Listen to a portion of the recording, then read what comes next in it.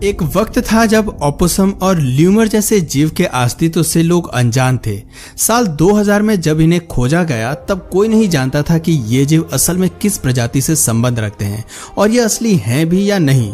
दुनिया के ज्यादातर लोगों के लिए ये जीव एक अजूबा थे। आज ल्यूमर और ओपोसम की एग्जिस्टेंस के बारे में सभी को पता है, लेकिन पहले उन्हें अजीबोगरीब जीवों के लिस्ट में रखा जाता था और कई बार इन जीवों को अजीबोगरीब जानवर माना जाता था।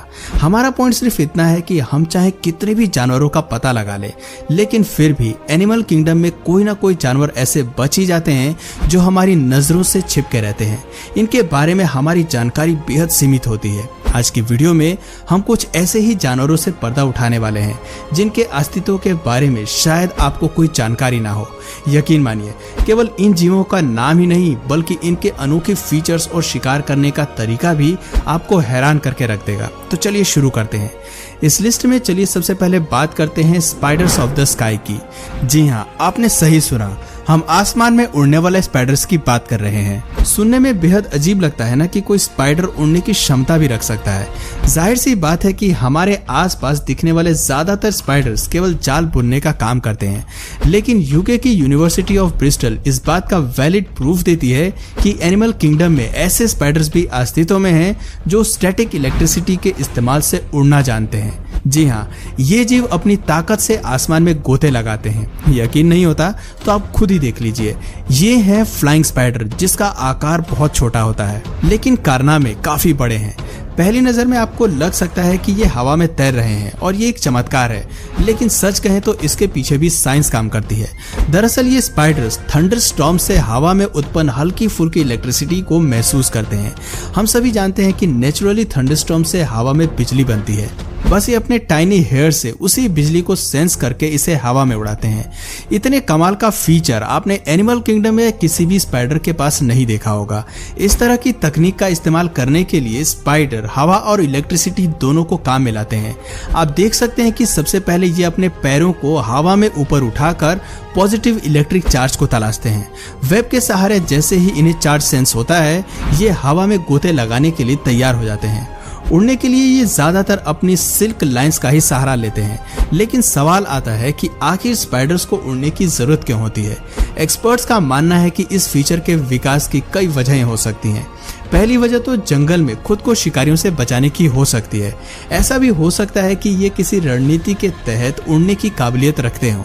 दूसरी वजह हो सकती है कि शायद भोजन को पाने के लिए ये एक जगह से दूसरी जगह जाते हों। कारण जो भी हो, लेकिन इससे एक बात तो साफ होती है कि उड़ने की ताकत रखने वाले ये स्पाइडर्स बाकियों से काफी अनोखे और नए हैं। Flying lizards. अगर आप सोच रहे हैं कि उड़ने वाले स्पाइडर्स ही आपको चौंका सकते हैं, तो उड़ने वाली छिपकली के बारे में आपका क्या ख्याल है? हम बात कर रहे हैं फ्लाइंग लिजर्ड्स की, जिन्हें स्पाइडर्स की तरह ही उड़ने में महारत हासिल है। अब जरा मासूम सी आंखों वाली इस छिपकली को देखिए, जो पेड़ के आखिरी छोर से टेक ऑफ करने के लिए रेडी है। मौका मिलते ही ये पूरी फुर्ती के साथ हवा में छलांग लगाती है और आसमान की ऊंचाइयों से दूसरे छोर पर जाते हुए अपने पंख खोल देती है। यह जीव दिखने में काफी कुछ फ्लाइंग ड्रैगन की तरह भी दिखाई देती है। एक लंबी पूंछ और गिरगिट जैसे रंग के साथ कौन कह सकता है कि ये नन्ही शिकारी इतनी कमाल की फ्लायर हो सकती हैं। लेकिन वीडियो बताती है कि ये उड़ने से ज्यादा हवा में ग्लाइड करना जानती है। कई लोग इन्हें ग्लाइडिंग लिजर्ड्स के नाम से भी जानते हैं। आंकड़े बताते हैं कि उड़ते हुए ये छिपकली एक बार में 100 फीट की यात्रा तय कर सकती हैं। इसके अलावा इनकी कुछ प्रजातियां काफी जहरीली भी होती हैं। एक्सपर्ट्स मानते हैं कि इस तरह से उड़ते हुए ये कम समय में ज्यादा दूरी तय कर सकती हैं और समय समय पर भोजन के लिए अपना आशियाना बदल सकती हैं। प्लेटिपस। पोकेमॉन के कैरेक्टर साइडक का नाम तो आपने सुना ही होगा। दुनिया में हमें एक ऐसा ही जीव मिलता है जिसका मुंह काफी कुछ इसी कार्टून कैरेक्टर से मेल खाता है, लेकिन इसकी खूबी उससे काफी अलग है। हम बात कर रहे हैं प्लेटिपस की। कभी कभार इस जीव को डक बिल्ड प्लेटिपस के नाम से भी बुलाया जाता है।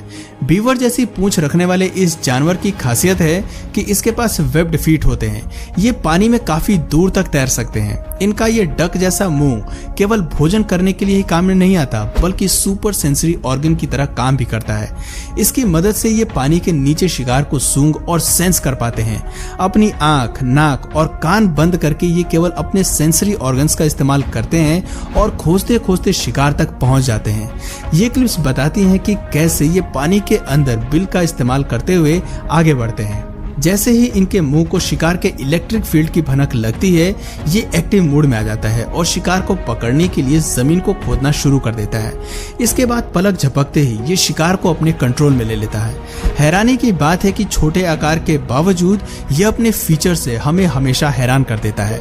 ल्यूमर चेहरे पर बड़ी आंखें, सुनहरे बाल और छोटे आकार के साथ ल्यूमर काफी समय से इंसानों के लिए दिलचस्पी का विषय रहे हैं। जंगल में रेंगते हुए इस जानवर को देखना इसलिए भी खास है क्योंकि एक पल के लिए तो इसको देखते ही इसके चेहरे पर दिल आ जाता है और अगले ही पल इनकी हरकतें हमें चौंका देती हैं। अब जरा इस क्लिप को ही ले लीजिए जिसमें ये बड़ी दिलचस्पी से मिलीपेड्स को भोजन बनाकर खा जाते हैं। ऐसा करने में इन्हें 1 सेकंड भी नहीं लगता। दिलचस्प बात है कि मिलीपेड्स अपने आप को बचाने के लिए डिफेंस के तौर पर साइनाइड सिक्रेट करते हैं, लेकिन इस खूंखार शिकारी पर उनके जहर का कोई फर्क नहीं पड़ता। वो आराम से इसे चबाते हैं और इसके जहर को अपने सलाइवा में मिलाकर शरीर पर घिसते हैं। इसके शिकार करने का ये तरीका हमें ल्यूमर के व्यवहार के बारे में बहुत कुछ बताता है। दरअसल ये जीव खुद को कीड़े और मॉस्किटो जैसे समस्याओं से बचाने के लिए इस तरीके को इस्तेमाल में लाते हैं। शरीर पर मिलीपेड्स का जहर रगड़कर ये मलेरिया से सुरक्षित हो जाते हैं। जहर को मॉस्किटो रेपेलेंट की तरह इस्तेमाल करने की ये क्वालिटी आपको जंगल के बाकी जीवों में देखने को नहीं मिलेगी। आपको बता दें कि ल्यूमर असल में प्राइमेट की फैमिली से रिश्ता रखने वाले जीव हैं। मेडागास्कर में रहने के अलावा ये जीव हमें मुख्य रूप से अफ्रीका, गैलापागोस और एशिया में देखने को मिलते हैं। इनके बारे में एक बात तो कही जा सकती है कि शारीरिक बनावट के अलावा इनकी हरकतें भी इन्हें जंगल में सबसे अलग और सबसे खास बनाती है। अब बात करते हैं कटल फिश की। कटल फिश का नाम शायद आपके लिए नया हो, लेकिन ये जीव नए नहीं हैं। आज भले ही इनकी आबादी बेहद सीमित है, लेकिन मेडिटेरियन, नॉर्थ और बैलिस्टिक सीज में ये मरीन जीव आज भी जिंदा हैं। कटल फिश पानी में 600 फीट गहराई तक उतरना जानती है। देखा जाए तो ये असल में सेलाफोडा क्लास से संबंध रखती हैं और पानी में अपने लिए शिकार ढूंढने के लिए एक बड़ी लड़ाई लड़ती है। जी हाँ, अपनी उपस्थिति रखने के लिए ये बेहद ही चालाकी से शिकार करती हैं। कोरल रीफ में ये जीवों की हर हरकत पर नजर रखती है। विशेष रूप से क्रैब्स को मारने में इन्हें बड़ा मजा आता है। दिलचस्प बात है कि शिकार को मारने के लिए इनके पास एक बेहद ही अनोखा टैलेंट होता है। दरअसल इनकी स्किन पर ऐसे कई मिलियन सेल्स होते हैं जिनकी मदद से ये पानी में अपने रंग को बार बार बदल सकते हैं। इस कला के चलते ही पानी में ये अपने शिकार को हिप्नोटाइज कर लेते हैं और मौका मिलते ही अपने भोजन का काम तमाम कर देते हैं। ये फीचर दर्शाता है कि कटल फिश काफी चालाक होते हैं, लेकिन इनकी ये चालाकी शार्क जैसे प्रीडेटर के सामने काम नहीं आती। इसलिए शिकार करते हुए जब भी इनका पाला बड़ी मछली से पड़ता है तो ये खुद को बचाने के लिए रंग बदल लेती हैं और शार्क के जाते ही दोबारा उसी रणनीति के साथ शिकार करने के लिए निकल पड़ती हैं। आप इस क्लिप में देख सकते हैं कि कैसे मौका मिलते ही ये प्रजाति चंद सेकंड्स में बदल जाती है। शिकार पर हमला करते हुए इसकी फुर्ती कमाल की होती है और ये केवल एक ही वार में भोजन को पकड़ लेती है। तो दोस्तों, ये थे एनिमल किंगडम के कुछ ऐसे जीव जिनका अस्तित्व लोगों के लिए अजीबोगरीब जरूर है, लेकिन इनके फीचर्स कमाल के हैं। इस तरह की टेक्निक हमें फूड वेब के बड़े बड़े शिकारियों के पास देखने को नहीं मिलती। तो दोस्तों, आपकी नजर में इनमें से सबसे अनयूजुअल एनिमल कौन सा लगा, कमेंट करके जरूर बताइए। और अगर इस वीडियो से आपको कुछ नया जानने या सीखने को मिला या फिर इंटरेस्टिंग लगा तो प्लीज इस वीडियो को एक लाइक करके अपने फ्रेंड्स और फैमिली में से जरूर शेयर करें।